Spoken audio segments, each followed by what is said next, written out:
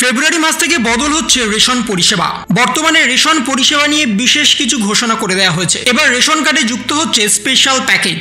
বর্তমানে চাল, চিনি, আটা, গম এই সমস্ত আপনারা পান, কিন্তু তার সঙ্গে এবার আসতে চলেছে স্পেশাল প্যাকেজ। কোন কোন কার্ডে স্পেশাল প্যাকেজ দেওয়া হবে, কাদের দেওয়া হবে এবং কবে থেকে দেওয়া হবে সে বিষয়ে বিস্তারিতভাবে জানানো হয়েছে। এবং তার সঙ্গে বর্তমানে একাধিক মানুষ রেশন পাবেন না এ বিষয়েও কিন্তু জানানো হয়েছে। 18,000 পরিবার বর্তমানে রেশন পাচ্ছেন না।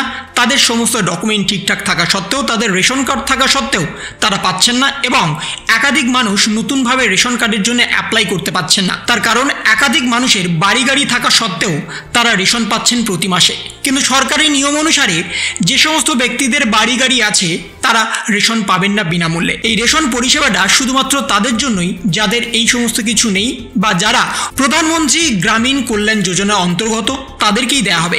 কিন্তু বর্তমানে এমন অনেক মানুষ আছে যারা প্রতি মাসে রেশন পাচ্ছেন, কিন্তু তাদের সেই রেশনের প্রয়োজন নেই। এবার রাজ্য সরকার এই সমস্ত ব্যক্তিদের সম্পূর্ণভাবে ছেঁটে বাদ দিতে চলেছেন। তাদের জায়গায় আনতে চলেছে এই 18,000 পরিবার, এবং তার সঙ্গে যারা যারা নতুনভাবে আবেদন করছেন তাদের সকলকেই বিনামূল্যে রেশন দেওয়া হবে। কিন্তু কাদের স্পেশাল প্যাকেজ দেওয়া হবে, ফেব্রুয়ারি মাসে কারা কোন কার্ডে কত করে রেশন পাবেন এবং কোন কার্ডে আপনাদের স্পেশাল প্যাকেজ দেওয়া হবে, এবং তার সাথে কাদের 2,000 এবং 1,000 টাকা আসতে চলেছে এই ফেব্রুয়ারি মাসে, বিস্তারিতভাবে বলা হয়েছে এই প্রতিবেদনে। বলা হচ্ছে নতুন বছরের রেশন কার্ডে বাড়তি সামগ্রী ঘোষণা সরকারের। প্রধানমন্ত্রী নরেন্দ্র মোদী কোভিডের সময় থেকেই প্রধানমন্ত্রী গরিব কল্যাণ অন্ন যোজনা চালু করেছিলেন। এটি রাজ্য সরকার এবং কেন্দ্র সরকার দুপক্ষ থেকেই চালু করা হয়েছিল। যদি আপনার কাছে রেশন কার্ড থাকে, গত 2020 সাল থেকে আপনিও কি ফ্রিতে রেশন পাচ্ছেন? নতুন বছর আসার আগে থেকে মানুষের মধ্যে একটাই প্রশ্ন বারবার উঠে এসছে। এতদিন ধরে মাসের পর মাস বিনামূল্যে রেশন তুলছিল ঘরে, তাদের মনে একটাই এখন প্রশ্ন, আর সেটা হলো নতুন বছরে কি মিলবে রেশন?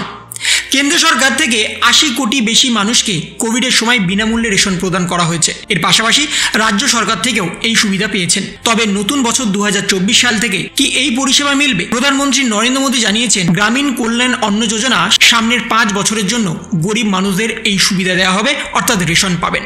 তাহলে বলা যেতে পারে আগামী 5 বছরের জন্য মানুষ বিনামূল্যে রেশন পাবেন। সেই সব মানুষের মুখে আরো 5 বছর বিনামূল্যে অন্ন জুটবে। 80 কোটির বেশি মানুষ কেন্দ্র সরকারের পক্ষ থেকে চাল, গম পান। তবে এটি শুধু কেন্দ্র সরকার নয়, এই পরিষেবা পশ্চিমবঙ্গ রাজ্য সরকার থেকেও মিলবে। এছাড়াও আপনার কাছে যদি অন্ন যোজনা অর্থাৎ AAY রেশন কার্ড থাকে, তাহলে প্রতি পরিবার পিছু 21 কেজি চাল এবং 14 কেজি গম বিনামূল্যে পাবেন।